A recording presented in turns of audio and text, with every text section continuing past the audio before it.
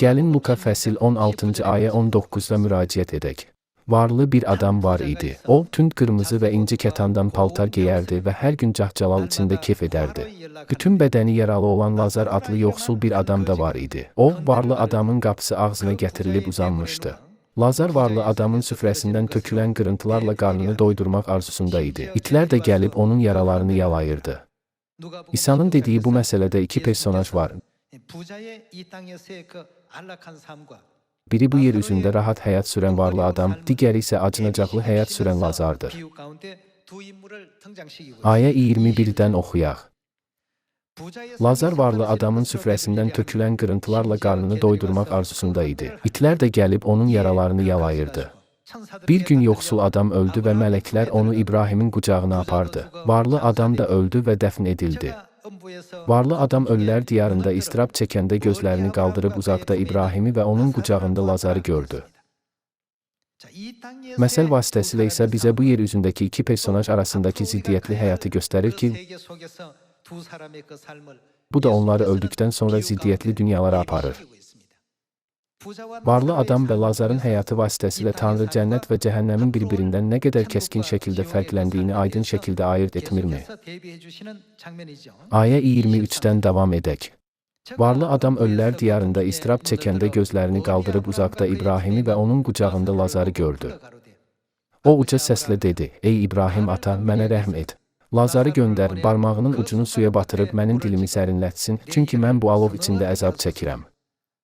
Lakin İbrahim dedi, oğlum, yadına sal ki, sən öz həyatında yaxşı şeyləri, Lazar isə pis şeyləri almışdır. İndi isə o təsəlli tapır, amma sən əzab çəkirsən. Üstəlik, sizinlə bizim aramıza böyük bir uçurum qoyulmuşdur ki, nə buradan sizin tərəfinizə keçmək istəyənlər keçə bilir, nə də oradan bizim yanımıza gələ bilirlər. Varlı adam dedi, ata, elə isə yalvarıram sənə, Lazarı atamın evinə göndər.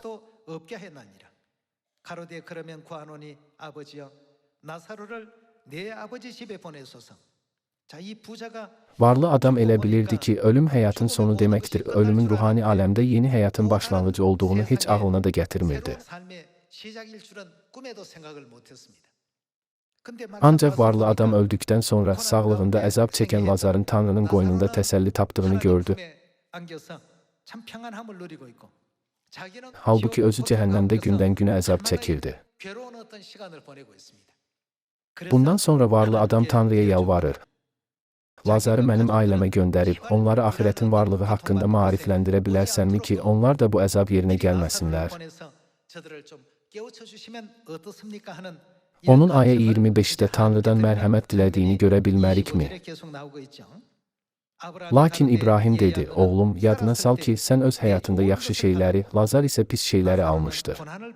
İndi isə o təsəlli tapır, amma sən əzab çəkirsən. Üstəlik, sizinlə bizim aramıza böyük bir uçurum qoyulmuşdur ki, nə buradan sizin tərəfinizə keçmək istəyənlər keçə bilir, nə də oradan bizim yanımıza gələ bilirlər.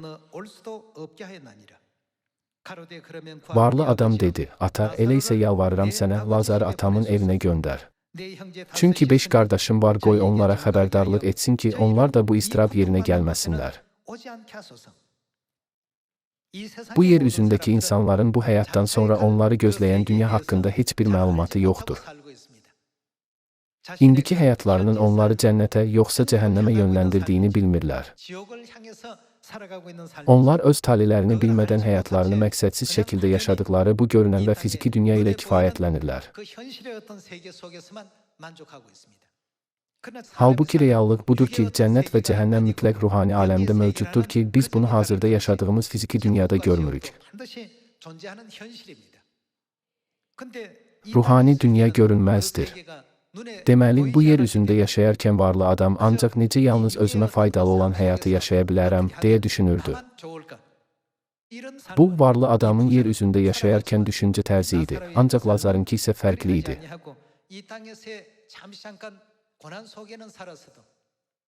Yer üzündə əzab vəziyyətlə dolu müvəqqəti bir ömür sürsə də, məqsədi həmişə cənnətə girmək olub. Nəticədə o, axırda cənnətə daxil oldu, lakin varlı adam həyatında cənnətə əhəmiyyət vermədiyi üçün cəhənnəmə düşdü. Odur ki, varlı adam axirət dünyasını dərk edərək, hələ cəhənnəmə atılmamış qardaşlarının cənnətə getməsini ürəkdən istəyirdi.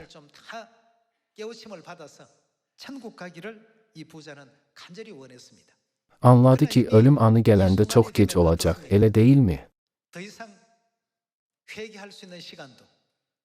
Tövbə etmək və ya əməllərimizi dəyişmək üçün artıq vaxt olmayacaq.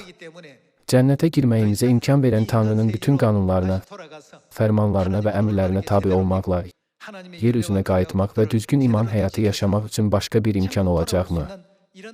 Xeyr, ola bilməz və olmayacaq da. Ona görə də varlı adam çox peşman və ümidsizdir. Ayə 27-ni bir daha oxuyaq. Varlı adam dedi, ata, elə isə yalvarıram sənə, Lazarı atamın evinə göndər. Çünki 5 qardaşım var, qoy onlara xəbərdarlıq etsin ki, onlar da bu istirab yerinə gəlməsinlər. İbrahim ona dedi, onlarda Musanın və peyğəmbərlərin sözləri var, qoy onlara qulaq assınlar. Varlı adamsa dedi, xeyr, İbrahim ata. Əgər ölülərdən biri onların yanına gəlsə, onlar tövbə edərlər. Ayə 31-də deyilir ki, onda İbrahim ona dedi, əgər onlar Musaya və peyğəmbərlərə qulaq asmırlarsa, ölülərdən biri dirilsə belə inanmazlar. Tanrı Musaya və peyğəmbərlərə göylərin səltənətinə girməyin yolunu öyrətdi. O zaman Musaya və peyğəmbərlərə qulaq assaq və onların təbliğ etdiklərinə düzgün əməl etsək, bu o demək deyilmi ki, bu cür təlimləri alsaq, göylərin səltənətinə də girəcəyik. İsa Məsih bu dünyaya gələndə dedi, mən yolam. Mən sizi cənnətə aparmağa gəlmişəm. Tanrı oğul əslində cismani olaraq gəldiyi kimi, hətta müqəddəs ruhun bu dövründə də, səmavi anamız bu yer üzündə bizim aramızda yaşayır və övladlarına doğru yolda getməyə rəhbərlik edir, elə deyilmi? Ona görə də onun bizi apardığı yolla sədaqətlə getməli və düzgün iman həyatı sürməliyik. Çox sağ olun.